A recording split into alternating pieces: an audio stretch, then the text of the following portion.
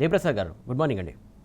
Good morning Suresh గారు. Sir, ఏదైతే BJP MP ముట్టడించారో అలాగే సీసీ కొనుగోలుకు సంబంధించి ఏర్పాటు చేయాలని చెప్పేసి ఆదిలాబాద్లో పెద్ద ఎత్తున నిరసన తెలుపుతున్నటువంటి క్రమంలో మొత్తానికి వాళ్ళని ఇష్టానుసారంగా లాక్కెళ్ళి అరెస్ట్ చేసినటువంటి క్రమం కనబడుతుంది. ఏదైతే రైతులకు సంబంధించి రైతుల పక్షాన బీఆర్ఎస్ పోరాడితే అరెస్టుల పర్వం ఇంకా ఇలా కొనసాగడం దేనికి సంకేతాలు అసలు?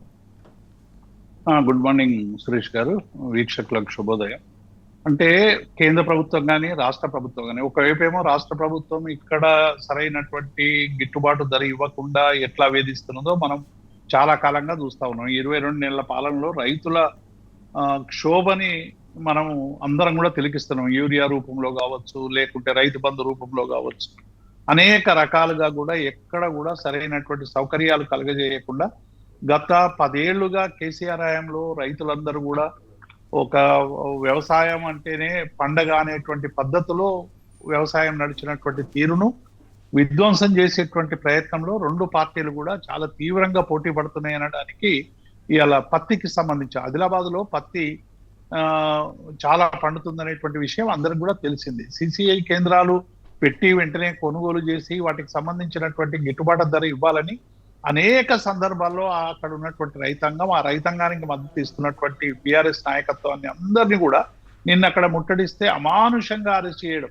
అంటే రైతుల సమస్యల కోసం అడిగితే కూడా ఇవాళ పూర్తిగా నిర్బంధం తీసుకొచ్చి అక్కడ ఉన్నటువంటి మా నాయకులందరినీ అరెస్ట్ చేయడం అనేటువంటిది ఇవాళ మేము తీవ్రంగా ఖండిస్తా ఉన్నాం.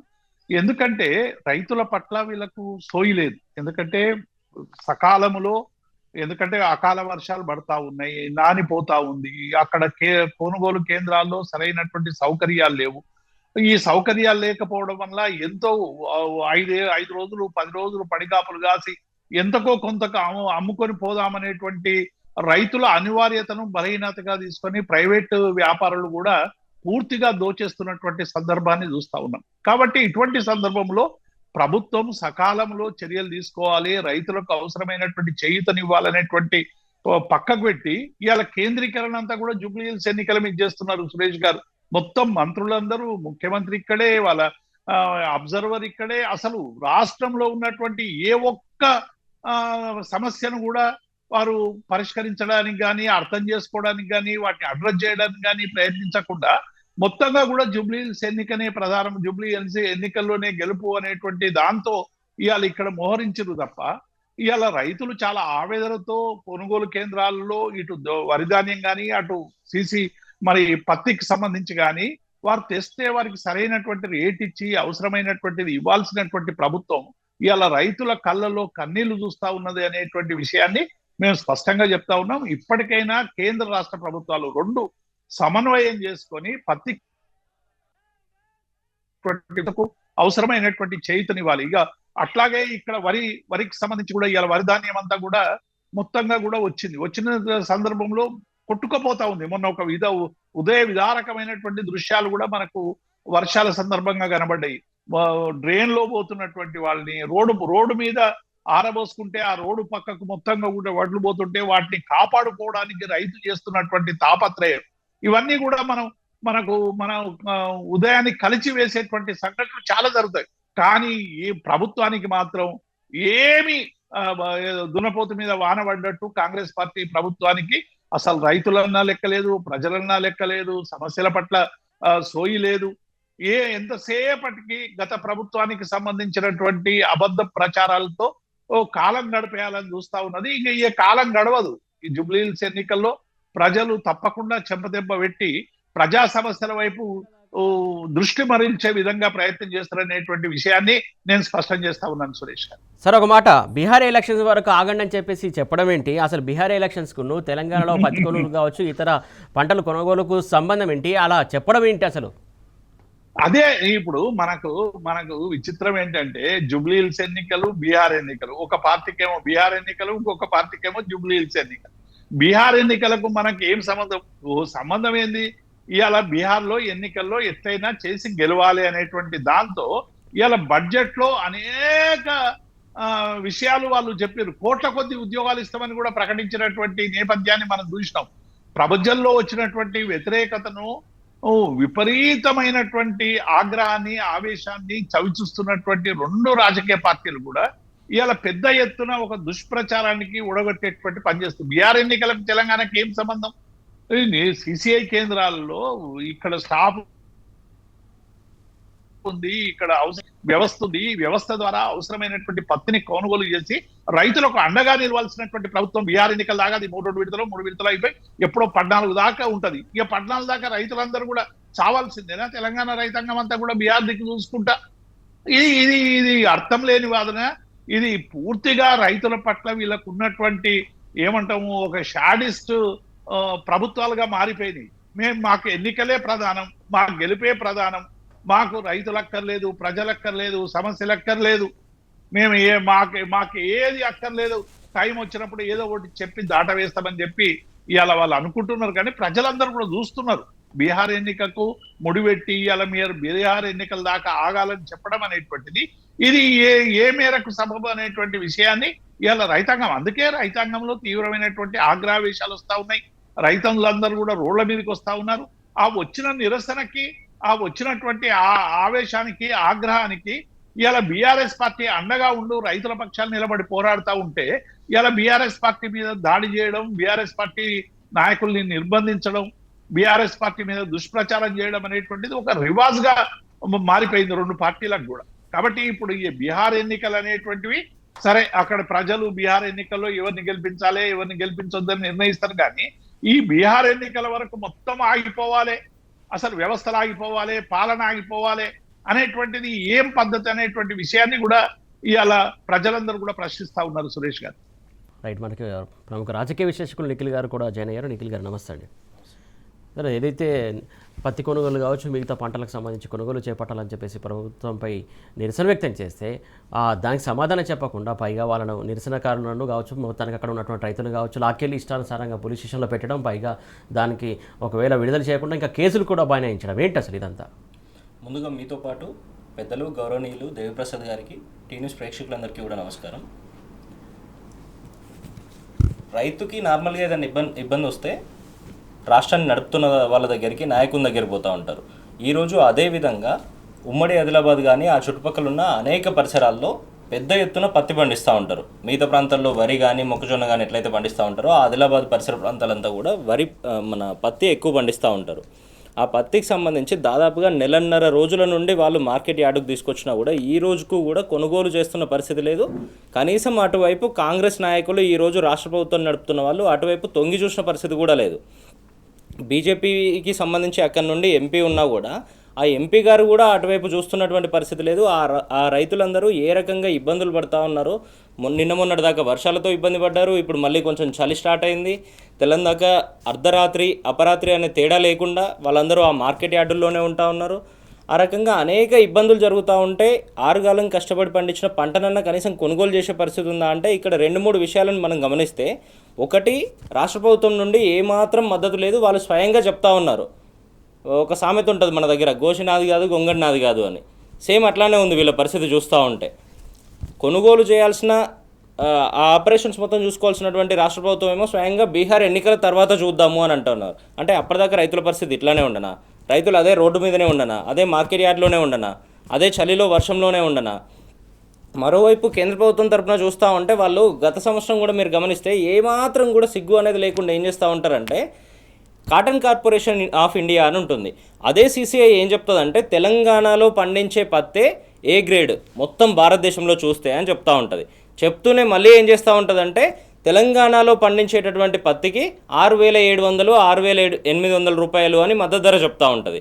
అదే సీసీఐ ఏం చేస్తూ ఉంటుందంటే గుజరాత్లో ఎక్కడైతే ఈరోజు ప్రధానమంత్రి నరేంద్ర మోడీ గారు నాయకత్వం వహిస్తూ ఉన్నారో అక్కడ 7,300 7,400 రూపాయలు పెట్టి ఇదే సీసీఐ కొనుగోలు చేస్తూ ఉంటుంది. ఏమాత్రం బుద్ధి జ్ఞానం ఉన్నోళ్ళు చేయాల్సిన పని ఏంది? ఏ గ్రేడ్ ఉన్న దగ్గర ఎక్కువ రేటు ఇవ్వాలన్నా, బయట ఎక్కువ రేటు ఇవ్వాలన్నా? ఏ గ్రేడ్ ఉన్న దగ్గరనే ఇవ్వాలి. అంటే ఇక్కడ ఉన్న వాళ్ళు రైతుల్లాగా కనిపించట్లేదా మీకు? కేవలం మీ ప్రభుత్వాన్ని నడుపుతున్నటువంటి నరేంద్ర మోడీ గారి రాష్ట్రంలో మాత్రమే రైతులు ఉన్నారా ఈరోజు? ఇది ఒకటి. ఏ గ్రేడ్ సంబంధించి పత్తి దగ్గర ఆదిలాబాద్ ఏ గ్రేడ్ ఉన్నది, ఆ పత్తిని ఖచ్చితంగా కొనాలి. వాళ్ళు చెప్పిన దాని ప్రకారం ఆ రేటు కొంటుందా? అలాగే సకాలంలో కొంటుందా? సకాలంలో కొనకుండా ఎందుకు ఈ ఇబ్బంది పెడుతుంది అక్కడ రైతులని? ఒకటి, సకాలంలో కాదు, దాదాపుగా 1.5 రోజులు గడుస్తూ ఉంది. 2 నెలలకు దగ్గర పడతా ఉన్నారు ఈరోజు ఆ రైతులంతా కూడా. ఈ 2 నెలల నుంచి కూడా కొంటున్న పరిస్థితి లేదు. రెండోది అసలు ఆ ఏ గ్రేడ్ అన్న డిస్కషనే వీళ్ళు పబ్లిక్ డొమైన్కి రానివ్వట్లేదు, ఆ రైతుల దగ్గరికి తీసుకొచ్చే పరిస్థితి లేదు. ఈరోజు రైతులు ఏ దిక్కు లేక ఇటువైపు రాష్ట్ర ప్రభుత్వం సపోర్ట్ చేయక, అటువైపు కేంద్ర ప్రభుత్వం సపోర్ట్ చేయక మధ్యలో ఉన్న దళారులకు 6,200 6,300 రూపాయలకు అమ్ముకుంటా ఉన్నారు. మరీ అత్యవసరం ఉన్న వాళ్ళు, ఏదైనా ఎమర్జెన్సీలు ఉన్న వాళ్ళు 5,800 నుండి 6,000 మధ్యలో అమ్ముకుంటున్నటువంటి పరిస్థితి. దీనికి సంబంధించి కేంద్ర ప్రభుత్వం నిజంగా కూడా ఏం చేయాలంటే, ఇదే CCI దాదాపుగా ఎకరాకి 7 క్వింటాలు మాత్రమే మేము కొంటామని ఒక షరతు పెట్టిండ్రు. వాస్తవానికి వీళ్ళు కొనుగోలు చేయాల్సింది ఎకరాకు 12 క్వింటాల వరకు కొనుగోలు చేయాలి. ఇవన్నీ పక్కన పెట్టి ఆ రైతుల కోసం మద్దతుగా నిలబడడానికి రాష్ట్రం నుండి ప్రధాన ప్రతిపక్షంగా ఉన్నటువంటి బీఆర్ఎస్ పార్టీ, ఆ పార్టీకి సంబంధించిన నాయకులు అనేక మంది, గతంలో మాజీ మంత్రిగా పనిచేసినటువంటి జోగురామన్న గారి ఆధ్వర్యంలో ఆ రైతులందరికీ మద్దతుగా బీజేపీ నాయకులను కానీ అటువైపు కాంగ్రెస్ నాయకులను కానీ ప్రశ్నించడానికి పోతా ఉంటే, వాళ్లకు మద్దతు చేయాల్సింది పోయి, రైతులకు సంబంధించి ఇమ్మీడియట్గా ఇనిషియేషన్ తీసుకోవాల్సింది పోయి, తిరిగి ఇదే నాయకుల మీద, ఇదే బీఆర్ఎస్ పార్టీ నాయకుల మీద కేసులు నమోదు చేస్తూ ఉన్నారు ఈరోజు. అంటే మీ ప్రభుత్వం ఎవరి కోసం పనిచేస్తూ ఉంది, దేనికోసం పనిచేస్తూ ఉంది? మీరు ఒక్కసారి గమనిస్తే ఇది కాంగ్రెస్ పార్టీ మేనిఫెస్టో. దీంట్లో వీళ్ళు చెప్పింది ఏంటంటే, వరికి సంబంధించి 500 రూపాయల బోనస్ ఏ రకంగా ఇస్తామన్నారో అదేవిధంగా వీళ్ళు 7-8 పంటలకు సంబంధించి మద్దతు ధర ఎంత ఇస్తామని చెప్పిండ్రు. దీంట్లో స్వయంగా మీరు చూస్తే పత్తికి సంబంధించి 6,500 రూపాయలతో కొనుగోలు చేస్తాము, అంటే ఉన్నదానికన్నా 500 రూపాయలు దీనికి కూడా బోనస్ ఇస్తామన్నారు. ఆ ఉన్నటువంటి వరికే సన్నవర్లకు అని చెప్పిండ్రు, అది కూడా ఇచ్చినటువంటి పరిస్థితి లేదు. ఈ రోజు పత్తి గురించి అసలు ఆలోచన కొనుగోలే చేయట్లేదు, బోనస్ దాకా పోతున్నారు వీరు. అసలు కొనుగోలు జరుగుతున్నాయా? కొనుగోలు జరగకుండా ఎందుకు ఆపుతున్నారు? అక్కడ ఏదైతే గోదాముల దగ్గర మొక్కిపోతుంది, మక్కిపోతున్నాయి, ఏదైతే వడ్లు కూడా మొలకెత్తుతున్నాయి, వర్షం తడిసి ముద్దవుతుంది. ఎక్కడ అధికారులు కూడా పట్టించుకున్నారు. వరికి సంబంధించి మీరు చూస్తే అది మరీ బాధాకరమైనటువంటి విషయం. జనగామ జిల్లాకు సంబంధించి హుస్నాబాద్ కానీ ఆ పరిసర ప్రాంతాల్లో నిన్నగాక మొన్న ఒక దాదాపుగా 60-65 సంవత్సరాలు ఉన్నటువంటి ఒక మహిళా రైతు, ఒక పెద్ద మనిషి స్వయంగా కలెక్టర్ వస్తే ఇరిగేషన్కి సంబంధించిన కెనాల్ పోతా ఉంటే దాంట్లో మొత్తం వడ్లు కొట్టుకుపోయినాయి. అవి దాంట్లోకి దిగి స్వయంగా అక్కడ నుంచి తీసి కలెక్టర్ కాళ్ళ మీద పోసి కాళ్ళు మొక్కుతున్నటువంటి పరిస్థితి. అయినా కూడా ఈ రోజు వరకు కనికరిస్తున్నటువంటి పరిస్థితి లేదు. ఒకవైపు పత్తికి సంబంధించి కొనుగోలు చేయరు, ఇంకోవైపు వరికి సంబంధించి కొంచెం ఆలోచన చేస్తే సిగ్గుపడతా మక్కలు కూడా పరిస్థితి అదే. అన్ని వర్గాలను అట్లాగే చేస్తూ ఉన్నారు. వాళ్ళ పూర్తి వ్యవస్థనంతా ఎక్కడ కేంద్రీకృతం చేసిందంటే ఈరోజు జూబ్లీ హిల్స్ ఉప ఎన్నిక. రాష్ట్రంలో రైతులటే పోని, మహిళలటే పోని, వృద్ధులటే పోని, మిగతా అన్ని వర్గాలు ఎక్కడ పోయినా మాకు అవసరం లేదు. మాకు కావాల్సింది జూబ్లీ హిల్స్ ఉప ఎన్నిక. ఏమైనా చేసి, ఏ రకంగానైనా మభ్యపెట్టి, ఏ రకంగానైనా అక్కడ ఉన్నటువంటి వాళ్ళ మీద కేసులు పెట్టి బెదిరిస్తూ ఓట్లు వేయించుకోవాలి. ఓట్లు వేయించుకున్న తర్వాత వాళ్ళని కూడా అదే రకంగా మర్చిపోవాలి. ఇది మాత్రమే ఈరోజు ఈ కాంగ్రెస్ పార్టీ, కాంగ్రెస్ నాయకత్వం, కాంగ్రెస్ ప్రభుత్వం, రేవంత్ రెడ్డి గారి నాయకత్వంలో రాహుల్ గాంధీ గారి సూచనల మేరకు చేస్తున్నటువంటి పనులు. ఒకసారి ఆలోచన చేస్తే జూబ్లీ హిల్స్ ఉప ఎన్నికల వల్ల మీ ప్రభుత్వానికి ఏమన్నా ఒరిగేది ఉంటుందా? ఒక్క జూబ్లీ కాన్స్టిట్యూషన్ 119 నియోజకవర్గాల్లో ఒక కాన్స్టిట్యూషన్ కోర్టులు ఎలక్షన్స్ జరిగితే మొత్తం క్యాబినెట్ అంతా పోయి అక్కడ ఉండడం, అధికారులు కావచ్చు, సీఎం కూడా అక్కడే ఉండడం, అంటే రాష్ట్రంలో ఉన్నటువంటి సమస్యలంతా వదిలేయడమేనా? అంత అవసరం, అంత నిర్లక్ష్యం ఎందుకు ప్రజలంటే? ఇక్కడనే తెలుస్తూ ఉంది నిజంగా వాళ్ళకి ఎంత చిత్తశుద్ధి ఉంది. రాష్ట్రంలో మనకు ఓట్లేసి గెలిపించినటువంటి ప్రజలకు మనం ఏం చేస్తామని హామీలు ఇచ్చినామో ఈరోజు ఏ రకంగా తప్పించుకొని తిరుగుతున్నారు అనేదానికి ఇది పర్ఫెక్ట్ ఉదాహరణగా నిలుస్తూ ఉంది. కేవలం ఆదిలాబాద్లోనే కాదు, రాష్ట్రంలో ఉన్నటువంటి జూబ్లీ హిల్స్ మినహా మిగతా 118 నియోజకవర్గాల్లో ఇదే పరిస్థితి కొనసాగుతూ ఉంది. ఎక్కడికెక్కడ సమస్యలు విలయతాండవం చేస్తూ ఉన్నాయి. రైతులు ఆత్మహత్యలు చేసుకుంటానే ఉన్నారు, ఆటో డ్రైవర్లు ఇబ్బంది పడుతూనే ఉన్నారు, మహిళలంతా రోడ్డు మీదకి వస్తూ ఉన్నారు. ఈరోజు ఇన్ని జరుగుతున్నా కూడా ప్రభుత్వంలో ఎక్కడ చలనం లేదు. మీరు చెప్తున్నట్టుగా 16 మంది మంత్రులు ముఖ్యమంత్రి గారితో సహా పూర్తి స్థాయిలో అదే జూబ్లీ హిల్స్ ఓడిపోయే జూబ్లీ హిల్స్ని బట్టి ఇన్ని రోజుల నుండి ప్రచారం చేస్తూ ఉన్నారు, విస్తృతంగా డబ్బులు పెడతా ఉన్నారు, విస్తృతంగా వ్యవస్థను అక్కడే కేంద్రీకృతం చేసి మిగతా రాష్ట్రం మొత్తాన్ని గాలికి వదిలేసిండ్రు. ఇప్పటికైనా ఇటువంటి పిచ్చి ఆలోచనలు మానుకొని కనుక మీరు ఈ జూబ్లీ హిల్స్ నుండి బయటకు వచ్చి మిగతా వర్గాలను మీరు ఆదుకోకపోతే, దాంట్లో మరీ ముఖ్యంగా రైతులను కనుక మీరు ఆదుకోకపోతే ఖచ్చితంగా అదే రైతులంతా జూబ్లీ హిల్స్కి వచ్చి ప్రచారం చేసి ఇంకా వారం 10 రోజులు ఉంది కాబట్టి మీకు డిపాజిట్లు కూడా రాకుండా వాళ్ళు ప్రచారం చేసే అవకాశాలు ఉన్నాయి. ఖచ్చితంగా ఇటువంటి మానుకొని ఇమ్మీడియట్గా మొదట పత్తికి సంబంధించి కొనుగోలు స్పీడప్ చేయండి. రెండోది ఇదే సివిల్ సప్లైస్ నుండి వరికి సంబంధించి పూర్తి స్థాయిలో కొనుగోళ్లను ప్రారంభం చేయాల్సిన అవసరం ఉంది. రాష్ట్ర వ్యాప్తంగా వేలాది కొనుగోలు సెంటర్లు ఉంటే దాంట్లో కనీసం 5% కూడా ఇప్పటి వరకు మొదలైనటువంటి పరిస్థితి లేదు. దానికి సంబంధించి కొనుగోలు చేయాల్సిన సమయం మొదలై దాదాపుగా నెలన్నర గడుస్తూ ఉంది. ఆ నెలన్నర నుంచి అసలు ఇనిషియేషనే తీసుకున్న పరిస్థితి లేదు. దాని మీద ఒక రివ్యూ లేదు. సివిల్ సప్లైకి సంబంధించిన రివ్యూలు చేయమంటే ఏం చేస్తూ ఉంటారంటే ఉత్తమ్ కుమార్ రెడ్డి గారు పోయి జూబ్లీహిల్స్ ఎన్నికల్లో తిరిగి మేము ఇక్కడ 20,000 రేషన్ కార్డు ఇచ్చినాం, 30,000 ఇచ్చినామని చెప్తా ఉంటారు. మిగతా రాష్ట్రం పరిస్థితి ఏంది? మిగతా రాష్ట్రంలో లక్షలాది క్వింటాల ధాన్యం కొనుగోలు చేయాల్సిన పరిస్థితి ఏంది? అది మొత్తం పక్కన పోయి ఈరోజు రైతులంతా కన్నీరు పెడతా ఉన్నారు, రైతులంతా దూషిస్తూ ఉన్నారు. వాళ్ళకి మద్దతుగా కొంచెం ధైర్యం చెప్పడానికి, ఆత్మహత్యలు చేసుకోకండి అని కొంచెం సపోర్టివ్గా ఉండడానికి ప్రధాన ప్రతిపక్షానికి సంబంధించి బీఆర్ఎస్ నాయకులు పోతూ ఉంటే ఎక్కడికక్కడ కేసులు బనాయిస్తూ ఉన్నారు, ఎక్కడికక్కడ ఇబ్బందులు పెడతా ఉన్నారు. ఇదే నమీర్ చెప్పినటువంటి ఇందిరమ్మ రాజ్యం, ఇదే నమీర్ చెప్పినటువంటి ప్రజాస్వామ్య పరిపాలన. ఈ రకంగానైనా రాష్ట్రాన్ని నడిపేది. గతంలో కేసీఆర్ గారు ఏ రకంగా చేసిండ్రు? రైతుకి ఎక్కడన్నా ఇబ్బంది వచ్చిందంటే పూర్తి వ్యవస్థ కలెక్టర్ గారితో సహా అక్కడికి పోయే పరిస్థితులు ఉండే, స్వయంగా మంత్రి గారు పోతూ ఉండే, ఆ ప్రాంతంలో ఉన్న అనేక మంది ఎమ్మెల్యేలను పంపుతూ ఉండే. అవసరమైతే ముఖ్యమంత్రి హోదాలో కేసీఆర్ గారే స్వయంగా అక్కడ ఉన్నటువంటి రైతులకు ఫోన్లు చేసిన మాట్లాడినటువంటి పరిస్థితులు అనేకం చూసినాం మనము. కేసీఆర్ గారికి, రేవంత్ రెడ్డి గారికి అసలు స్పష్టమైన విభజన, స్పష్టమైన తేడా కనబడతా ఉంది ఈరోజు. ఇప్పటికైనా ఇటువంటివన్నీ మానుకొని గత ప్రభుత్వం ఏ రకంగా అయితే రైతులను కడుపున పెట్టి కాపాడుకున్నదో దాన్ని మరింత అప్లిఫ్ట్ చేసేవి. రైట్, మీరు అన్నట్టు బీఆర్ఎస్ సర్కార్ హయాంలో ఏ సెక్టర్కి ఆ సెక్టర్కు అలర్ట్ చేసి ఆ సెక్టర్ ఆ సమస్యలు ఏమున్నాయో ఎప్పటికప్పుడు అలర్ట్ చేస్తూ రివ్యూ చేస్తూ కూర్చుండి ఖచ్చితంగా దానికి సంబంధించి సమస్యను సార్ట్అవుట్ చేసేవాళ్ళు. రైతుల ఇష్యూ కావచ్చు, వైద్యం సంబంధించి కావచ్చు, లేకుంటే నిరుద్యోగులు కావచ్చు, లేకుంటే ఉద్యోగులు కావచ్చు, లేదంటే వైద్యం సంబంధించి కావచ్చు, లేకుంటే ఇంకా ఏ సెక్టర్ అయినా సరే రివ్యూలు ఉండేటివి. ఇప్పుడు ఏ రివ్యూ లేదు, అసలు ఏ శాఖకు ఏ మంత్రి పని చేస్తున్నాడో తెలియట్లేదు, వీళ్ళు ఏం చేస్తున్నారో అక్కడ అర్థం కాని పరిస్థితి. నిజంగానే మీరు చెప్పినట్టుగానే ఉంది. గతంలో కేసీఆర్ గారు స్వయంగా ఆ సంబంధిత శాఖకు సంబంధించి ఇప్పుడు వరికి సంబంధించి కొనుగోలు చేసేది నెక్స్ట్ మంత్ నుండి మొదలవుతుందంటే ఇప్పటి నుండే కేసీఆర్ గారు దానికి సంబంధించి గన్ని బ్యాగ్స్ వచ్చినాయా, దానికి సంబంధించి వేయింగ్ మిషన్స్ ఉన్నాయా, దానికి సంబంధించిన వ్యవస్థను మొత్తం సెటరైట్ చేసి రైతుల దగ్గర నుండి మనం ధాన్యం కొంటే 2 రోజుల్లో కేవలం 48 గంటల్లో రైతు అకౌంట్లో ఆ డబ్బులు పడే విధంగా సఫిషియెంట్గా డబ్బులను పెట్టుకొని పూర్తి వ్యవస్థను రెడీ చేసి అలర్ట్ చేసి పెట్టేవాళ్ళు.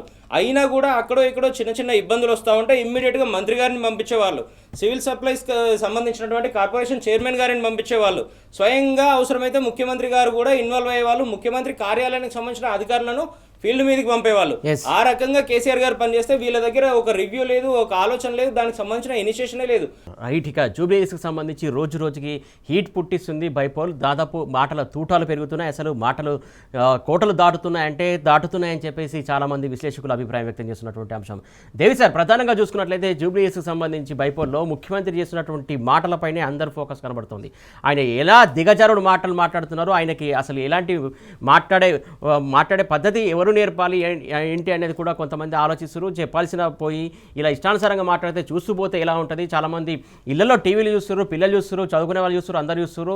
ఆయన చూస్తూ ఉంటే చాలా కొన్ని పదాలు రావట్లేదు చెప్పాలంటే. దానికి సంబంధించి మీ అభిప్రాయం ఏంటి అసలు? అంటే ముఖ్యమంత్రి అనేటువంటి నాయకుడు సహజంగానే రాష్ట్రానికి ఆదర్శంగా ఉండాలి. అంటే తనను చూసి అనేక మంది ఫాలో అవుతారనేటువంటి దృష్టి కూడా లేకుండా రేవంత్ రెడ్డి గారు మొదటి నుంచి కూడా ఆయన మాట్లాడుతున్నటువంటి భాషను మనం అనేక సందర్భాల్లో ప్రజలకు వివరించినాము. మెడలో పేగులేసుకుంటామని, తొండలో వదులుతామని, ఇట్లా రకరకాల ముస్లింల మీద మొన్న చేసినటువంటి వ్యాఖ్యలు కానీ, కేసీఆర్ మీద, కేటీఆర్ మీద చేస్తున్నటువంటి వ్యాఖ్యలు కానీ, ఆ చివరికి నియామక పత్రాలు ఇచ్చేటప్పుడు కూడా ఉద్యోగులకు ఇచ్చేటువంటి పిలుపులో చేస్తున్నటువంటి హూంకరింపులు కానీ, ఇవన్నీ కూడా మనం చూస్తూ ఉంటే అసలు ముఖ్యమంత్రి పదవికి ఇటువంటి నాయకుడు ఉండడం అనేటువంటిది తెలంగాణ ఒక శాపంగా పరిణమించింది.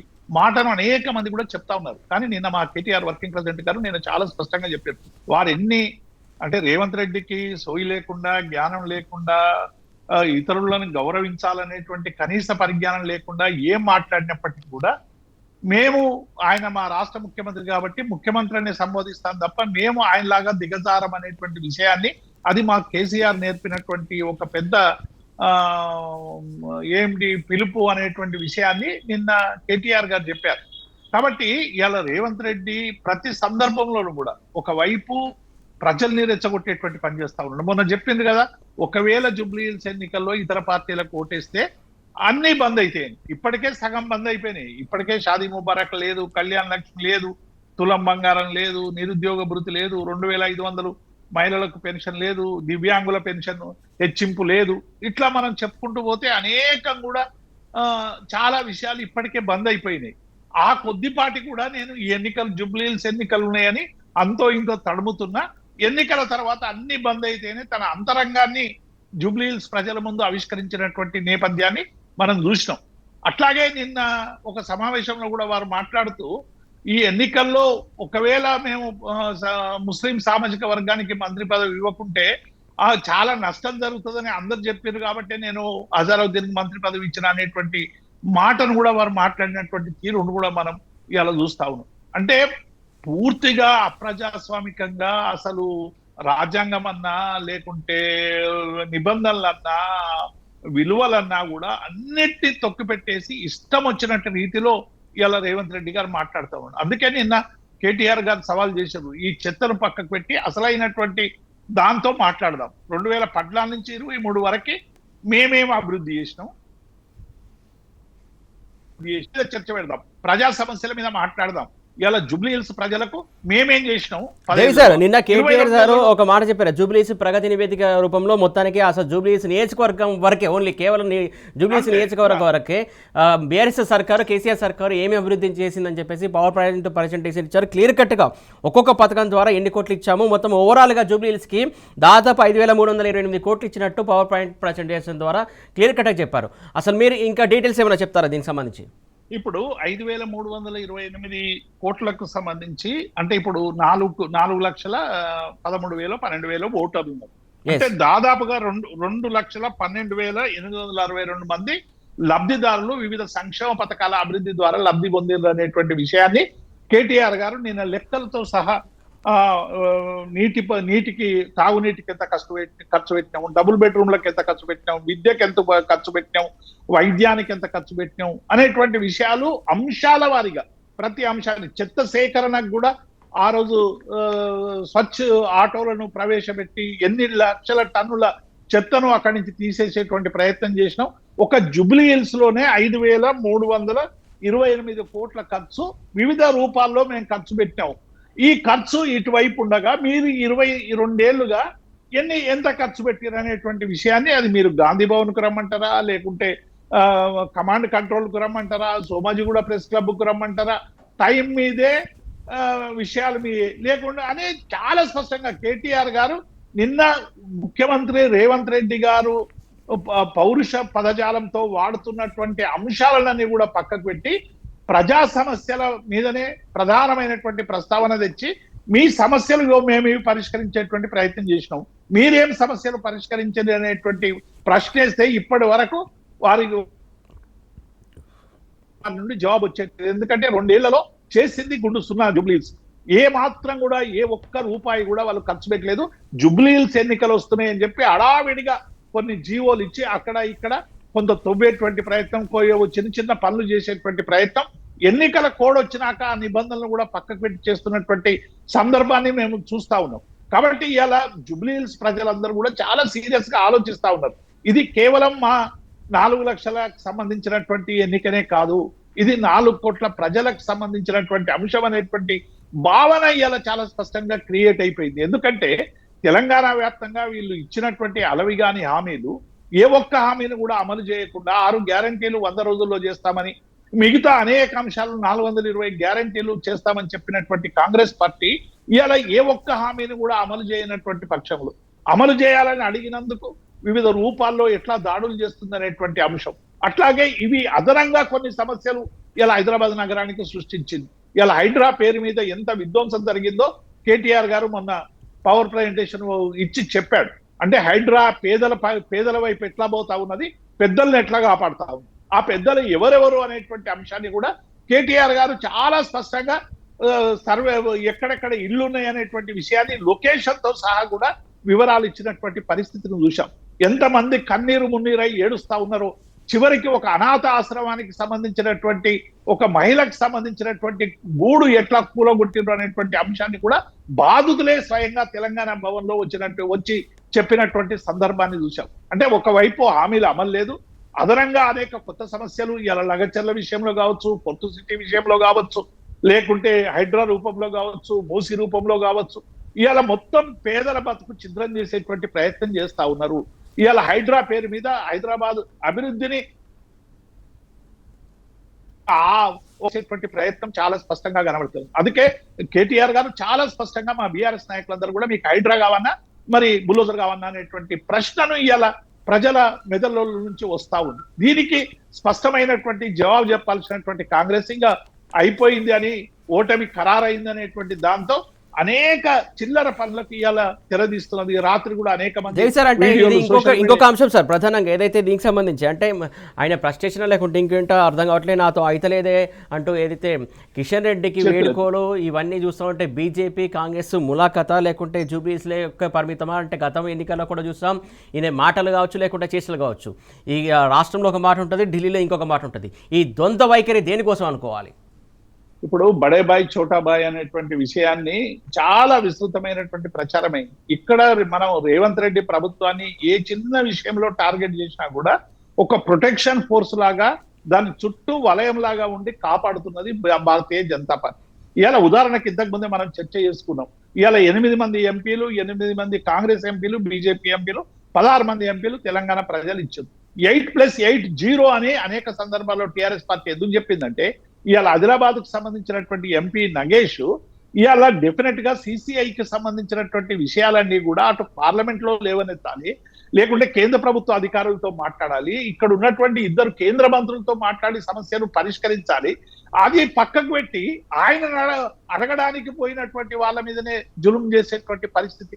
మీరు ప్రజాప్రతినిధులా లేకుంటే ప్రజల మీద జులుం చెలాయించడానికి వచ్చినటువంటి రాబందులా అనేటువంటి విషయాన్ని ఇలా ప్రజలు చాలా స్పష్టంగా చెప్తున్నారు. అందుకే 8+8 0 అనేటువంటి విషయాన్ని మేము అనేక సందర్భాల్లో చెప్పినాం. కాబట్టి ఇలా జూబ్లీ హిల్స్ ఎన్నికలకు సంబంధించి ఇలా కిషన్ రెడ్డి ఆ నియోజకవర్గానికి సంబంధించినటువంటి పార్లమెంట్ సభ్యుడు, మీరు ఈ 5 ఏళ్ళు కావచ్చు, 5 ఏళ్ళు, ఇప్పుడు 2 ఏళ్ళు, కనీసం ఈ 7 ఏళ్లలో మీరేం చేసిండ్రు ఇలా బీజేపీ? కాబట్టి బీజేపీకి సమాధానం లేదు. ఇవాళ రేవంత్ రెడ్డిని ఏదన్నా దాన్ని ప్రొటెక్షన్ చేసి ఇవాళ కాంగ్రెస్ ను గెలిపించడానికి వివిధ రకాల ఎఫర్ట్స్ పెడతా ఉంది. ఇవాళ బీజేపీ కాంగ్రెస్ 2 ఒకటై బీఆర్ఎస్ పార్టీని అంచడానికి రకరకాల ప్రలోభాలకు తెరదీస్తున్నది అనేటువంటి విషయాన్ని, అందుకే ఇవాళ డమ్మీ క్యాండిడేట్ పెట్టి వాళ్ళు ప్రచారం చేసి ఎట్టి పరిస్థితుల్లో కూడా ఇవాళ బీఆర్ఎస్ ను అనగదొక్కడమే మా ఇద్దరి లక్ష్యం, ఇటువైపు మనం బీఆర్ఎస్ వదిలించుకుంటే ఇద్దరం కలిసి రాష్ట్రాన్ని పంచుకుందాం అనేటువంటి పద్ధతిలో ఇవాళ జరుగుతా ఉంది. ఇవాళ ఇద్దరు ఒకటైపోయినారు. రేవంత్ రెడ్డి కూడా ఈ జూబ్లీ హిల్స్ ఎన్నికల తర్వాత ఆయన అవతారం ఏ పార్టీలు తేలుతుందో మనం అందరం కూడా చూస్తాం. కాబట్టి జూబ్లీ హిల్స్ ఎన్నికల ప్రజల చేతిలో ఇవాళ ఒక సూపర్ పవర్ వచ్చింది, ఒక బ్రహ్మాస్త్రం వచ్చింది. ఈ బ్రహ్మాస్త్రాన్ని ఉపయోగించి ఇలా పరిపాలన వైఫల్యానికి వైపు పరుగులెడుతున్నటువంటి, ప్రజా వ్యతిరేక విధానాల వైపు పరుగులెడుతున్నటువంటి కాంగ్రెస్ పార్టీకి, బీజేపీ పార్టీకి సరైనటువంటి గుణపాఠం చెప్పడం ద్వారా దేశానికే జూబ్లీ హిల్స్ ఎన్నికల ప్రజలందరూ కూడా ఆదర్శమవుతారనేటువంటి విషయాన్ని మేము స్పష్టం చేస్తా ఉన్నాం. రేవంత్ రెడ్డిని ఎందుకు ఓడగొట్టాలంటే అనేక అంశాలని, ఒక్క అంశం కాదు 1000 అంశాలు చెప్పొచ్చు. ఇవాళ రేవంత్ రెడ్డి ప్రభుత్వాన్ని ఓడగొట్టడం ద్వారా పరిపాలన వైపు దృష్టి పెట్టేటువంటి అవకాశం వస్తుంది. ఆ హామీల అమలు కోసం ప్రయత్నించాల్సినటువంటి అవసరం వస్తుంది. ప్రజలను మోసం చేస్తే తిరగబడతారనేటువంటి ఒక గుణపాఠం నేర్పినటువంటి పరిస్థితి వస్తుంది. కాబట్టి ఇవాళ డెఫినెట్ గా ఇవాళ జూబ్లీ హిల్స్ అనేటువంటిది ఒక లిట్మస్ టెస్ట్ లాగా కాంగ్రెస్ పార్టీకి, ఎందుకంటే ఇచ్చిన హామీల వైఫల్యానికి ఇవాళ ఒక ప్రజలు గుణపాఠం చెప్పేటువంటి పరిస్థితి వచ్చింది. ఇద్దరు కలిసి ఇవాళ పెద్ద ఎత్తున బీఆర్ఎస్ పార్టీని అణగదొక్కడానికి వాళ్ళు ప్రయత్నం చేస్తా ఉన్నారు. దాన్ని జూబ్లీ హిల్స్ ఎన్నికల్లో ప్రజలే ప్రతిఘటించి ప్రజా విజయం ఖాయం చేస్తారనేటువంటి విషయాన్ని నేను స్పష్టం చేస్తాను. రైట్ సార్, డిస్కషన్ కంటిన్యూ చేద్దాం. మొత్తానికి జూబ్లీ హిల్స్ బైపోల్లో ఫ్రస్ట్రేషన్కి గురవుతుంది కాంగ్రెస్ పార్టీ, ఆయన ఇష్టానుసారంగా మాట్లాడుతున్నారని చెప్పేసి దేవి గారు ఆరోపిస్తున్నటువంటి అంశం. నిఖిల్ గారు, ప్రధానంగా జూబ్లీ హిల్స్ బైపోల్కి సంబంధించి చూసుకున్నట్లయితే అభివృద్ధి అనే అస్త్రంతో కాంగ్రెస్ పార్టీ చేస్తున్నటువంటి చేష్టలకి, మాటలకి కేటీఆర్ గారు గట్టి సమాధానం ఇచ్చారనుకోవచ్చు నిన్న పవర్ పాయింట్ ప్రెజెంటేషన్ తోటి. ఖచ్చితంగా కదా, వాళ్ళు చెప్తుంది అభివృద్ధి కాదు, ఎంతసేపు ఆవేశం, అరాచకం, దీని మీద మాత్రమే నడపాలని చూస్తూ ఉన్నారు ఎలక్షన్. కానీ ముఖ్యమంత్రి హోదాలో ఉండి ముఖ్యమంత్రి అనే పదవికే కలంకం తెచ్చే విధంగా రేవంత్ రెడ్డి గారు పబ్లిక్ డొమైన్లో నిలబడి, ఇదే జూబ్లీ హిల్స్లో ఎన్నికలు జరుగుతున్నటువంటి ప్రాంతంలో నిలబడి కేటీఆర్ గారి మీద ఏ రకంగా అవాక్కులు చెవాక్కులు పేలిండో మనం చూసినాము. అయినా కూడా కేటీఆర్ గారు నిన్న చాలా ఓపికతో మీరు చెప్పిన భాషలో, మీరు మాట్లాడిన భాషలో మేము అసలే సమాధానం ఇవ్వము, మా కేసీఆర్ గారు మాకు నేర్పింది అటువంటి భాష కాదు, రాష్ట్ర ప్రజలను గౌరవించాలని నేర్పిండ్రు మాకు అని చెప్పిండ్రు. దాన్ని బట్టే కేసీఆర్ గారి నాయకత్వానికి, కేటీఆర్ గారికి, రేవంత్ రెడ్డి గారికి ఉన్న తేడా స్పష్టమవుతా ఉంది. అది ఒకటి. రెండో విషయం ఏంటంటే జూబ్లీహిల్స్కు మీరు ఏం చేసిండ్రు అని కాంగ్రెస్ పార్టీ పదే పదే అడుగుతూ ఉంటే నిన్న కేటీఆర్ గారు చెంప చెల్లుమనే విధంగా సమాధానం చెప్పిండ్రు. ఏమని చెప్పిండంటే గత 9.5 సంవత్సరాలకు సంబంధించి 5,328 కోట్లతో ఏ రకంగా అభివృద్ధి చేసిండ్రో మొత్తం లిస్ట్ ఇచ్చిండ్రు. ఆ లిస్టులో చాలా స్పష్టంగా ఏ వర్గానికి ఎంత ఇచ్చిండ్రని చెప్పిండ్రు. దాంట్లో ఒక 3-4 నేను చదివి వినిపిస్తాను మీకు. రైట్. ప్రజారోగ్యానికి సంబంధించి అనేక బస్తీ దవాఖానాలు పెట్టడంతో పాటు హైదరాబాద్ చుట్టుపక్కల 4 మూలల్లో 4 టిమ్స్ హాస్పిటల్, అంటే ఒక గాంధీ, ఒక నిమ్స్ ఏ రకంగా ఉన్నాయో ఆ రకంగా దాదాపుగా 500 నుంచి 1000 పడకలు ఒకే దగ్గర ఉండే విధంగా, అన్ని ఎమర్జెన్సీ సేవలు కూడా దాంట్లో ఉండే విధంగా పూర్తి స్థాయిలో ప్రభుత్వమే నడిపే విధంగా TIMS, Telangana institute of medical sciences అని హైదరాబాద్కి 4 చుట్టుపక్కల 4 పెడితే దాంట్లో ఒకటి ఎర్రగడ్డలో పెట్టిండ్రు. ఈరోజు జూబ్లీహిల్స్ నియోజకవర్గ పరిధిలో వచ్చే విధంగా దాదాపుగా ఈ బస్తీ దవాఖానాలు, దీనికి సంబంధించి ఈ ప్రజారోగ్యం మొత్తానికి సంబంధించి 919 కోట్లు ఖర్చు పెట్టింది బీఆర్ఎస్ ప్రభుత్వం, కేసీఆర్ గారి నాయకత్వం. సంక్షేమ కార్యక్రమాలకు సంబంధించి 705 కోట్లు ఖర్చు పెట్టింది. విద్యుత్ నిర్వహణకి సంబంధించి దాదాపుగా 500 కోట్లు ఖర్చు పెట్టింది. కేవలం డబుల్ బెడ్రూమ్ ఇండ్లు ఈ రోజు కూడా రేవంత్ రెడ్డి గారు మాట్లాడుతూ ఉన్నారు, నిన్న పొంగులేటి శ్రీనివాస్ రెడ్డి గారు కూడా మాట్లాడినట్టున్నారు, మీరు ఎక్కడ కట్టిండ్రు డబుల్ బెడ్రూమ్ ఇండ్లు అని. కొంచెం వెనక్కిపోయి చూసుకుంటే ఈరోజు టీ న్యూస్ ద్వారా నేను పొంగులేటి శ్రీనివాస్ రెడ్డి గారికి, కాంగ్రెస్ ప్రభుత్వానికి కూడా చెప్తా ఉన్నా, కొంచెం వెనక్కిపోయి చూసుకుంటే బీఆర్ఎస్ పార్టీ అధికారంలో ఉన్నప్పుడు ఇదే కాంగ్రెస్ పార్టీకి సంబంధించి CLP leader, legislative party leader, ఆనాడు ప్రతిపక్ష నాయకుడిగా బట్టి విక్రమార్క గారు ఉన్నారు. ఆనాడు మీరు ఎక్కడ కట్టినరో అని అడిగితే ఇదే హైదరాబాద్కు సంబంధించి ఆనాడు మంత్రులుగా ఉన్నటువంటి పద్మారావు గారు కానివ్వండి, తలసాని శ్రీనివాస్ గారు కానివ్వండి, వీళ్ళందరూ మీరు రండి, వస్తే నేను తీసుకుపోయి చూపిస్తా అంటే వచ్చి మధ్యలో పారిపోయినటువంటి పరిస్థితులు కూడా మనం చూసినాం ఆనాడు. అటువంటి పరిస్థితుల్లో ఓన్లీ జూబ్లీహిల్స్ నియోజకవర్గానికి సంబంధించి దాదాపుగా 324 కోట్లతో డబుల్ బెడ్రూమ్ ఇండ్లు కట్టి పేదలకు అందించినటువంటి చరిత్ర ఇదే బీఆర్ఎస్ పార్టీది, కేసీఆర్ గారి నాయకత్వం అనేది. ప్రభుత్వ పాఠశాలలకు సంబంధించి దాంట్లో ఉన్న ఎమ్యూనిటీస్ కానీ మిగతావి కానీ మౌలిక సదుపాయాల కల్పనకు 87 కోట్ల రూపాయలు ఖర్చు పెట్టింది. అక్కడ ఉన్నటువంటి రోడ్డుకు సంబంధించి ఆ మెయింటెనెన్స్లు కానీ సిఆర్ఎంపీ ప్రోగ్రాంలో కానీ ఎస్ఎన్డిపికి కానీ దాదాపుగా 2,463 కోట్లు కేవలం ఇన్ఫ్రా డెవలప్మెంట్కు ఖర్చు పెట్టింది. దాంట్లో ఒక్క షేక్పేట్ ఫ్లైఓవర్కే 333 కోట్ల రూపాయలు ఖర్చు పెట్టినటువంటి చరిత్ర బీఆర్ఎస్ పార్టీది, కేసీఆర్ గారి నాయకత్వానిది. షేక్పేట్ ఫ్లైఓవర్ ఎంతండి? షేక్పేట్ 333 కోట్లతో షేక్పేట ఫ్లైఓవర్, చాలా కీలకమైనటువంటి ఫ్లైఓవర్ అది. నిజంగానే కదా, అది దశాబ్దాల నుండి ఉన్నటువంటి కళ. మొత్తం మెహదీపట్నంకు సంబంధించి ఇటువైపు ఉన్న కనెక్టివిటీ మొత్తం అక్కడ నుండే నడుస్తూ ఉంటుంది.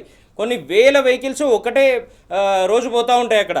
అటువంటి పరిస్థితుల్లో అక్కడ ఉన్న కంజెస్టింగ్ రోడ్లు కానీ మిగతాదంతా కొన్ని దశాబ్దాల నుండి ఇబ్బందులు పడుతూ ఉంటే కాంగ్రెస్ పార్టీ ఎక్కడైనా పట్టించుకుందాం? ఉమ్మడి రాష్ట్రంలో ఉన్నప్పుడు కేసీఆర్ గారు కదా, కేటీఆర్ గారు కదా మున్సిపల్ శాఖ మంత్రిగా ఉండి ఇనిషియేషన్ తీసుకొని హైదరాబాద్ నగరానికి సంబంధించి 42 ఫ్లైఓవర్లు కడితే దాంట్లో ఈ షేక్పేట్ ఫ్లైఓవర్ ఒకటి. అనుకుంటే ఇంకొకటి పార్క్ అనుకుంటా, వాకర్స్ కి దానికి సంబంధించి అనేకం చేసిండ్రు. అట్లా మీకు చెప్తా ఉంటా అన్ని. ఎస్ఎన్డిపి స్ట్రాటజిక్ నాలా డెవలప్మెంట్కి సంబంధించి, శానిటేషన్కి సంబంధించి 75 కోట్లతో చేసిండ్రు. పట్టణాభివృద్ధి మౌలిక వస్తువులకు సంబంధించి దాదాపుగా 44 కోట్లతో అనేక పార్కులతో పాటు అక్కడ ఉన్నటువంటి బస్తీలకు సంబంధించి ఎక్కడికక్కడ ఇన్ఫ్రా డెవలప్మెంట్ కార్యక్రమాలు తీసుకున్నారు. పర్యావరణానికి సంబంధించి, గ్రీనరీకి సంబంధించి పార్కులు కానీ ఇంకో బ్యూటిఫికేషన్లు కానీ ఇట్లాంటివి అనేకం చేస్తూ దాదాపుగా 26 కోట్ల రూపాయలు ఖర్చు పెట్టిండ్రు. ఇట్లా మీరు చెప్తూ పోతే 5,328 కోట్ల రూపాయలు కేవలం జూబ్లీహిల్స్ నియోజకవర్గానికి ఖర్చు పెట్టినటువంటి చరిత్ర ఇదే బీఆర్ఎస్ పార్టీది, కారు గుర్తుది, కేసీఆర్ గారి నాయకత్వానిది. ఈరోజు కాంగ్రెస్ పార్టీ ఏం చెప్తుందండి? మీరు ఏం చేసిండ్రు ఈ 24 నెలలకు సంబంధించి ఏం చేసిండ్రు అంటే ఏమైనా చెప్పే దమ్ముందా, ధైర్యం ఉందా? నిన్న మా కేటీఆర్ గారు అడిగినట్టుగా మీ గాంధీ భవన్కు రమ్మన్నా వస్తా, నేను చర్చ పెట్టండి, చర్చకు నేను వస్తా అన్నారు. గాంధీ భవన్ కాదనుకుంటే కమాండ్ కంట్రోల్ సెంటర్ని ఈరోజు ఏ రకంగా అయితే నువ్వు వాడుతా ఉన్నావో అదే కమాండ్ కంట్రోల్ సెంటర్కి వస్తా అన్నారు. ఇవన్నీ కూడా కాదు, నా ఇంటికేరా, నా ఇంటికి వస్తేనే చర్చ చేస్తా అంటే మీ ఇంటికి జూబ్లీహిల్స్ ప్యాలెస్కి రావడానికి కూడా నేను సిద్ధంగా ఉన్నా అని చెప్పిండ్రు. ఆ రకమైన దమ్ము ధైర్యం కేసీఆర్ గారికి ఉంది, కేసీఆర్ గారి నాయకత్వంలో కేటీఆర్ గారికి ఉంది. కాబట్టి ఓపెన్గా 5,300 కోట్లకు సంబంధించి పూర్తి వివరాలు పబ్లిక్ డొమైన్లో పెట్టినాం. దాంట్లో ఒక్కటి తప్పని చెప్పండి. ఈరోజు ప్రభుత్వం మీ చేతిలోనే ఉంది కదా, మీరే కదా వ్యవస్థలను నడుపుతూ ఉంది. 24 నెలల్లో మీరు చేసింది ఏంటంటే కేవలం డిమాలిషన్స్. కట్టుకుంటూ పోయింది కేసీఆర్ గారి నాయకత్వం అయితే, కూల్చుకుంటూ పోతుంది రేవంత్ రెడ్డి గారి నాయకత్వం. ఈరోజు ఎంతమంది పేదలను రోడ్డు మీద వేసిండ్రు, ఎంతమందిని ఇబ్బంది పెట్టినరు, ఇవన్నీ పక్కన పెడుతూ ఇటువంటి పిచ్చి పిచ్చి మాటలు చెప్తూ పిచ్చి పిచ్చి ప్రేలాపనల్లో ముఖ్యమంత్రి గారు సేద తీరుతూ ఉన్నారు. ఈరోజు మీరు కొంచెం గమనిస్తే రేషన్ కార్డులకు సంబంధించి అనేక సార్లు చెప్తా ఉన్నారు. వీళ్ళు ఏమన్నా సిగ్గు అనేది ఉందా లేదా, అనిపిస్తుందా లేదా అనేది ఒక్కసారి ఆత్మవిమర్శ చేసుకోవాలి. ఎందుకు ఇంత పెద్ద మాట అంటున్నా నేనంటే, గత 10 ఏళ్లలో కేసీఆర్ గారి నాయకత్వంలో ఒక్క రేషన్ కార్డు కూడా ఇవ్వలే అని చెప్పి వీళ్ళే అనేక సార్లు చెప్తా ఉన్నారు. ఇప్పుడు జూబ్లీహిల్స్లో కూడా ఇదే విషయం చెప్తా ఉన్నారు. అయితే దానికి సంబంధించి 1-2 విషయాలు చెప్పిన తర్వాత మీకు ఆ ప్రూఫ్ చూపెడతాను నేను.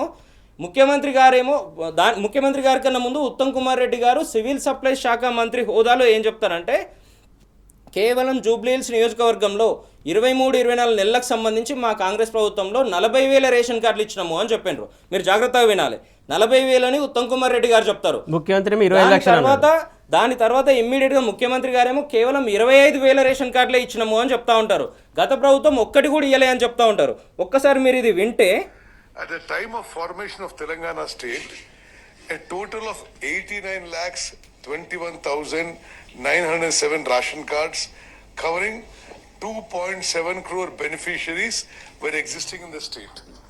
In addition to the above, జాగ్రత్తగా వినాలి, total of 6,47,479 new food security cards covering 20,69,000 beneficiaries were issued in the state from 2016 to 2023. 2016 to 2023 వరకు 6,47,000 రేషన్ కార్డులు ఆనాడున్న ప్రభుత్వం ఇచ్చింది అని చెప్పినారు. 2016 to 2023 వరకు ఏనాడు ఏ ప్రభుత్వం ఉంది? ఎవరు ఆ రోజు ప్రభుత్వం నడిపింది? బీఆర్ఎస్ పార్టీయే కదా, కేసీఆర్ గారి నాయకత్వమే కదా. ఏమన్నా సిగ్గు శరం ఏమన్నా ఉన్నదా? కొద్దిగా ఆలోచన చేసుకోవాలి. ఇదే విషయము స్వయంగా శాసనసభలో శాసన మండలిలో చెప్పినటువంటి మీరు, మంత్రి హోదాలో చెప్పిన మీరు, పబ్లిక్ డొమైన్కి వచ్చి ఒక్క కార్డు కూడా ఇవ్వలే అని ఏ మొహం పెట్టి చెప్తా ఉన్నారు? అంటే జనాలు అంత పిచ్చోల్లా కనబడతా ఉన్నారా మీకు? ఆ మాత్రం కూడా అవగాహన లేదా? జనాలు నవ్వుకుంటారన్న సోయి కూడా లేదా మీకు? కేవలం రాజకీయాల కోసం ఏది పడితే అది మాట్లాడడము, ఏది పడితే అది చెప్పడము, చెంప చెల్లుమనే విధంగా ఉంది కదా ఈరోజు మీరు చెప్పినటువంటి ప్రూఫే కదా ఇది. 20 లక్షల మంది బెనిఫిట్ అయినరు దీని ద్వారా, కేవలం రేషన్ కార్డులు బీఆర్ఎస్ పార్టీ ఇవ్వడం ద్వారా అని మీరే చెప్పిండ్రు కదా. సో ఇప్పటికైనా ఆత్మవిమర్శ చేసుకోవాలి. ఈ రాష్ట్రాన్ని కాపాడుకోవాలన్నా, రాష్ట్రంలో ఉన్న ఏ వర్గాన్ని కాపాడుకోవాలన్నా కూడా అది కేవలం కారు గుర్తుతో కేసీఆర్ గారి నాయకత్వంతోనే జరుగుతుంది. కాబట్టి వీళ్ళు చేస్తున్నటువంటి ఈ 22-23 నెలల అరాచకాలను ఏమన్నా వాళ్ళు వెనక్కి తగ్గే విధంగా మీరు ఆలోచనలు చేయాలనుకుంటే కేవలం కారు గుర్తుకు మాత్రమే ఈ రోజు ఓటేసి కాపాడుకోవాల్సిన అవసరం ఉంది. ఆ నియోజకవర్గంలో తిరుగుతున్న సందర్భంలో జూబ్లీహిల్స్ నియోజకవర్గంలో మొత్తానికి ఆయన చేతులెత్తేసాడా అనిపిస్తుంది. ఎందుకంటే బీజేపీ సంబంధించి కిషన్ రెడ్డి విషయంలో కావచ్చు, మాట్లాడడం కావచ్చు, కొన్ని అంశాల గురించి ప్రస్తావించారు. అంటే ద్వంద్వ వైఖరి ఏంటి అసలు అనుకోవాలి బీజేపీ కాంగ్రెస్ ఉన్నది? మొన్న కేటీఆర్ గారి గురించి మాట్లాడినరు, నిన్న కిషన్ రెడ్డి గారి గురించి మాట్లాడినరు. కిషన్ రెడ్డి గారు కూడా నిజంగా తను ఏం చేయలేదు అంటే మీరు పబ్లిక్ డొమైన్లో నెంబర్స్ పెట్టి మాట్లాడండి, జనాలకు వివరించండి. కేంద్ర ప్రభుత్వం ఏం తప్పు చేసింది, బీజేపీ ఏం చెయ్యలేదు మీకు అన్నది కూడా చూపియండి, తప్పులేదు. కానీ మొన్న కేటీఆర్ గారి మీద ఏ రకంగా మాట్లాడినరో నిన్న అదే భాషలో కిషన్ రెడ్డి గారి మీద కూడా మాట్లాడుతూ ఉన్నారు. మనం అవునన్నా కాదన్నా తను ఒక కేంద్ర మంత్రి కదా, మన రాష్ట్రం నుండే ప్రాతినిధ్యం వహిస్తూ ఉన్నాడు కదా. ఆ రకంగానన్నా మీకు కనీస సోయి లేదా? ఆయన కింగు కాదు బొంగు కాదని మాట్లాడతాడా? ఒక ముఖ్యమంత్రి మాట్లాడే మాటలేనా ఇవి? ఇదేనా పబ్లిక్కి మీరు చెప్పదలుచుకుంది? రేపు మిగతా వర్గాలన్నీ కూడా ఇదేనా మీ నుండి తీసుకోవాల్సిన ఇన్స్పిరేషన్, మీ దగ్గర నుంచి నేర్చుకోవాల్సిన విషయాలు? మీరు ఇట్లనే మాట్లాడుతూ ఉంటే బరాబర్ సమాధానాలు కూడా ఇదే రకంగా వస్తూ ఉంటాయి. రేవంత్ రెడ్డి గారు జాగ్రత్తగా మాట్లాడండి, ఇప్పటికైనా నోరు అదుపులో పెట్టుకొని మాట్లాడండి. ముఖ్యమంత్రి హోదాలో మీరే ఈ రకంగా మాట్లాడితే మీ నాయకులు ఇంకా రెచ్చిపోతారు. అది మన రాష్ట్రానికి ఏమాత్రం మంచిది కాదు. తెలంగాణ అంటేనే ఒక ప్రేమపూర్వకమైన వాతావరణం ఉంటుంది అని దేశవ్యాప్తంగా పేరుంది మనకు. దాన్ని ఎక్కడా రూపుమాపాల్సిన అవసరం లేదు. రూపుమాపే విధంగా మీరు చర్యలు తీసుకుంటే మాత్రం ఎవరు ఊరుకునే పరిస్థితి ఉండదు, తెలంగాణ పౌరులు ఎవరు కూడా. మీరు ఒక్కసారి గమనిస్తే ఇంకో మాట కూడా తను ఏం చెప్తా ఉంటారంటే, నిస్సిగ్గుగా మాకు ఓటేయకపోతే మీకు పథకాలే ఇవ్వము అని చెప్తా ఉన్నారు. మరొక విషయం, మీరు కొంచెం వెనక్కిపోయి చూస్తే గతంలో అనేక ఉప ఎన్నికలు జరిగినాయి కదా. బీఆర్ఎస్ పార్టీ అధికారంలో ఉన్ననాడు కూడా, కేసీఆర్ గారు ముఖ్యమంత్రిగా ఉన్నాడు కూడా, ఎక్కడన్నా ఉప ఎన్నిక జరిగితే దానివల్ల నిజంగా కూడా రాష్ట్ర ప్రభుత్వం తలకిందులయ్యే పరిస్థితి ఉండదు. కాబట్టి ఆనాడు కేసీఆర్ గారు కూడా ఏం చేసిండ్రు, కేవలం ఒక్కసారి పోయొచ్చేవాళ్ళు, అక్కడ ఉన్నటువంటి ఓటర్లందరినీ కూడా అడ్రస్ చేసి ఒక గంటనో అరగంటనో మాట్లాడి వెనక్కి వచ్చేవాళ్ళు. పార్టీకి సంబంధించిన మిగతా కార్యవర్గం చూసేది. ఈరోజు ఓటమి భయం వెంటాడుతుంది కాబట్టే రేవంత్ రెడ్డి గారు 10 సార్లు వస్తూ ఉన్నారు. ఒక ముఖ్యమంత్రి హోదాలో ఒక ఉప ఎన్నికకు సంబంధించి ఎన్నిసార్లు పోయిన చరిత్ర గతంలో ఏ ముఖ్యమంత్రి నన్ను చూసినామో మనము. పూర్తి మంత్రివర్గం దాని మీదనే కేంద్రీకృతమైంది. ఈరోజు రాష్ట్రంలో మిగతా సమస్యలన్నీ పక్కకు పెట్టి 16 మంది మంత్రులు మొత్తం జూబ్లీహిల్స్ మీదనే ఉన్నారు. పూర్తి స్థాయి ఎమ్మెల్యేలు మొత్తం అక్కడనే పనిచేస్తూ ఉన్నారు. దీన్ని బట్టే తెలుస్తూ ఉంది కేసీఆర్ గారి నాయకత్వానికి ఈ రోజు వరకు కూడా ప్రజలు ఏ రకంగా బ్రహ్మరథం పడుతూ ఉన్నారో, మీ కాంగ్రెస్ పార్టీని ఏ రకంగా బండకేసి కొట్టడానికి సిద్ధంగా సిద్ధంగా ఉన్నారనేది మరొక వారం రోజుల్లో తేలే అవసరం ఉంది. మొత్తానికి జూబ్లీహిల్స్ నియోజకవర్గానికి సంబంధించి ఏదైతే బీఆర్ఎస్ గెలుపు పక్కా అని కాంగ్రెస్కు వస్తున్నటువంటి లీక్ల ద్వారా కావచ్చు, లేకుంటే నిఘా వ్యవస్థ ద్వారా కావచ్చు, మొత్తానికి వారు ఫ్రస్ట్రేషన్కి లోనై మొత్తానికి వాళ్ళు ఇష్టానుసారంగా వ్యవహరిస్తున్నారు. ఖచ్చితంగా జూబ్లీహిల్స్ ప్రజలు బీఆర్ఎస్కే పట్టం కడతారని చెప్తున్నటువంటి అంశం తెలుసు సార్. ప్రధానంగా మనం చూస్తున్నాం రాష్ట్రంలో మొత్తానికి చాలా సెక్టార్కి సంబంధించి బకాయిలు కాంగ్రెస్ ప్రభుత్వం పెండింగ్ పెట్టింది. ఆ సెక్టార్లని రోడ్డు మీద నిరసన వ్యక్తం చేస్తున్నటువంటి అంశం ప్రధానంగా విద్యకు సంబంధించి ఫీజు రీఇంబర్స్మెంట్కి సంబంధించి పెద్ద ఎత్తున నిరసన కొనసాగుతుంది. విద్యా వ్యవస్థ మొత్తానికి తటస్థంగా ఉంది. భ్రష్టు పట్టినటువంటి అంశం విద్యార్థులకు బంద్ కొనసాగుతుంది. ఏదైతే పాఠాలు కొనసాగట్లేదు, మొత్తానికి వాళ్ళకి రావాల్సినటువంటి సర్టిఫికెట్ రాని అంశము, వాళ్ళ బకాయిలు కూడా పెండింగ్ అంశము. దీనికి సంబంధించి మీ అభిప్రాయం ఏంటి అసలు? ఇప్పుడు కాంగ్రెస్ పార్టీ అధికారంలోకి వచ్చినాక అన్ని వర్గాలకు సంబంధించినటువంటి సంక్షేమాన్ని ఆఫ్ చేసింది. మనం ప్రజలకు సంక్షేమాన్ని ఇంతవరకు చర్చించుకున్నాం. ఇలా విద్యార్థులకు సంబంధించినటువంటి రియంబర్స్మెంట్ కూడా ఏ ఒక్క విద్యార్థి కూడా ఇచ్చేటువంటి పరిస్థితి కనబడతలేదు. కాలేజీలకు సంబంధించి అనేక మంది విద్యార్థులు వాళ్లకు సర్టిఫికేట్లు ఇవ్వక రకరకాల ఇబ్బందులు పెట్టినా కూడా ఈ ప్రభుత్వం పట్టించుకోలేదు. చివరికి ఇక చేతులు ఎత్తేసినాం, మాతో కాదు వ్యవస్థ నడపడం అని చెప్పి 2 రోజుల నుంచి బంద్ కూడా పెడుతున్నారు. ఇలా 3వ రోజు 4వ రోజు బంద్ నడుస్తా ఉంది. వాళ్ళకు రావాల్సినటువంటి బకాయిలు చెల్లించకుండా ఇలా ప్రభుత్వం వేధిస్తా ఉన్నారు. దానివల్ల అటు విద్యార్థులకు నష్టం జరుగుతూ ఉంది, ఒకవైపు సిలబస్ అంతా కూడా దెబ్బతినేటువంటి అవకాశం ఉంది. రెండవది అందులో పనిచేస్తున్నటువంటి లక్షలాది మంది ఉద్యోగులందరూ కూడా ఆవేదన చెందుతా ఉన్నారు. వాళ్ళకు కూడా సరిగ్గా ఈ డబ్బులు రాకపోవడం వల్ల సరైనటువంటి జీతాలు కానీ వేతనాలు కానీ ఇవ్వలేనటువంటి స్థితి. ఒకవైపు విద్య కుంటుపడుతున్నది, ఇంకొక వైపు మానవ వనరులకు సంబంధించినటువంటి సమస్యలు తలెత్తా ఉన్నాయి. కాబట్టి ప్రభుత్వం ఇదొకటే అందామంటే మరి ఆరోగ్యశ్రీకి సంబంధించినటువంటి బకాయిలు కూడా సరైనటువంటి రీతిలో చెల్లించకుండా ఏ ఆసుపత్రి కూడా ఆరోగ్యశ్రీ అంటేనే వెనక్కి పంపేటువంటి పరిస్థితి కనబడతాం. ఇక ఉద్యోగుల పరిస్థితి అయితే మరీ దారుణం. ఇవాళ రిటైర్ అయినటువంటి ఉద్యోగులకు దాదాపు 12-13 వేల కోట్ల రూపాయలు ఇవ్వాలి. వాళ్ళు దాచుకున్న డబ్బే వాళ్ళకు రిటర్న్ ఇవ్వడానికి కూడా ఇవాళ ప్రభుత్వం ఎంత వేధిస్తున్నదో చూస్తా ఉన్నాం. ఇప్పటికే దాదాపు 15-20 మంది ఉద్యోగులు ఆత్మహత్యలు చేసుకున్నారు. రిటైర్ అయినటువంటి ఉద్యోగులు తమకు రావాల్సినటువంటి బకాయిలు వస్తాయా రావా అనేటువంటి ఒక భావనతో పోతున్నారు. పెన్షనర్లు అయితే ఇక రిటైర్మెంట్ అంటే తెలంగాణలో ప్రాణాలు కోల్పోవడమైనటువంటి భావనకు ఇలా గురైతున్నటువంటి సందర్భాన్ని చూస్తా ఉన్నాం. ఇక ఓవర్సీస్ స్కాలర్షిప్ల పరిస్థితి కూడా అంతే. ఓవర్సీస్ స్కాలర్షిప్లు గతంలో కేసీఆర్ గారు చదువు అందరికీ అందాలని చెప్పి అన్ని వర్గాలకు కూడా 20 లక్షల వరకు ఓవర్సీస్ స్కాలర్షిప్ ఇచ్చి విదేశాల్లో ఏ పేద పిల్లవాడు కూడా డబ్బులు లేకుండా ఇబ్బంది పడకుండా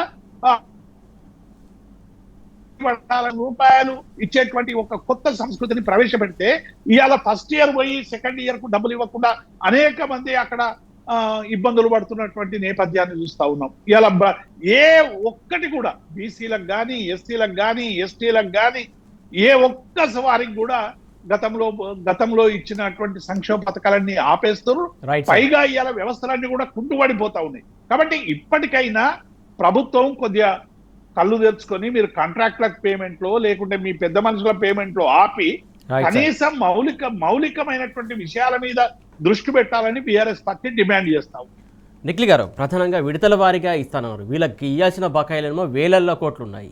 వీళ్ళ విడతల వారీగా 50 కోట్లు 100 కోట్లు 150 కోట్లు ఇస్తూ ఉంటే విద్యా వ్యవస్థ ఎలా కొనసాగుతుంది, వైద్య వ్యవస్థ ఎలా కొనసాగుతుంది, మిగతా సెక్టర్లు ఎలా కొనసాగుతాయి? అసలు ఏంటి ప్రభుత్వం తీసుకుంటున్నటువంటి నిర్ణయాలు ఎలా ఉన్నాయనుకోవాలి మనం? ఇప్పుడు వాళ్ళకి రావాల్సిన ఏమో మొత్తం ఒకేసారి రావాలి, వాళ్ళు ఇవ్వాల్సిన ఏమో విడతల వారికి ఇస్తామని చెప్తా ఉంటారు. ఇదే ప్రభుత్వానికి సంబంధించి దాదాపుగా 3 లక్షల కోట్లతో 2 సార్లు బడ్జెట్ పెట్టిండు, 2.5 లక్షల కోట్లతో అప్పులు తీసుకొచ్చిండు వీళ్ళు. ఈ 24 నెలలకు సంబంధించి 23 నెలలకు సంబంధించి 8.5 లక్షల కోట్లు దేనికోసం ఖర్చు చేసిండ్రు ఈ రోజు వరకు? మీరు విద్యార్థులకు సంబంధించి ఇంత ఇబ్బందులు జరుగుతుంటూ ఇన్ని రోజుల నుండి ఈ స్కూళ్ళు కాలేజీలు ఇవన్నీ బంద్ పెట్టి ఇబ్బందులు నడుస్తూ ఉంటాయి. కాలేజీలకు సంబంధించి వాళ్ళకి ఇస్తామని మీరే కమిట్మెంట్ ఇచ్చింది కూడా ఇవ్వలేకపోయినారు కదా.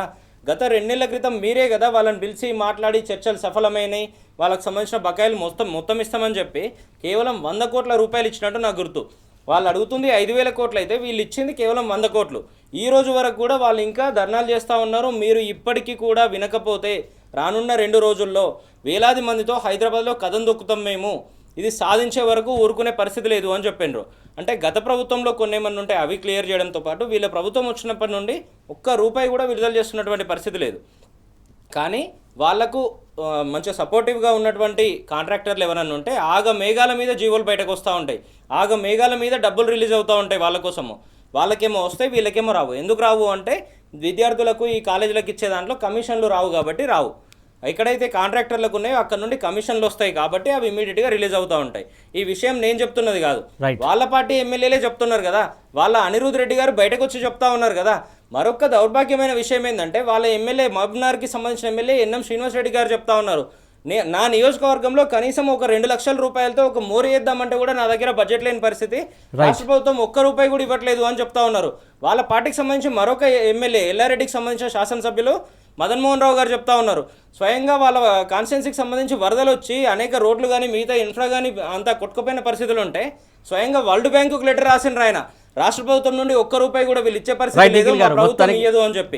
ఈ రకంగా రాష్ట్ర ప్రభుత్వం కొనసాగుతా ఉంది. థ్యాంక్ యూ నిఖిల్ గారు, thank you Devi sir, thank you so much. మొత్తానికి చూస్తున్నాం కదా, రాష్ట్ర ప్రభుత్వం సంబంధించి రాష్ట్ర పరిపాలన కావచ్చు పడకేసింది మొత్తానికి. రాష్ట్ర ప్రభుత్వం మొత్తానికి జూబ్లీ హిల్స్లో ఫోకస్ పెట్టింది, అయినా కూడా బీఆర్ఎస్ పార్టీ గెలుస్తుంది ఖచ్చితంగా. ఆ ఉద్దేశంతో అందరూ అక్కడ మకాం వేస్తున్నారని చెప్పేసి చెప్తున్నారు. ప్రధానంగా ఇదైతే అన్ని సెక్టర్లకు సంబంధించినటువంటి ఇవ్వాల్సినటువంటి బకాయిలు ఇవ్వకుండా ఇలా చోద్యం చూస్తుంది, అన్ని రంగాలు ఖచ్చితంగా తిరగబడే పరిస్థితి వస్తుందని చెప్పేసి వీళ్ళు చెప్తున్నటువంటి అంశం ఇది. ఇవాటి వార్తలు వాస్తవాలు. Keep watching tea news.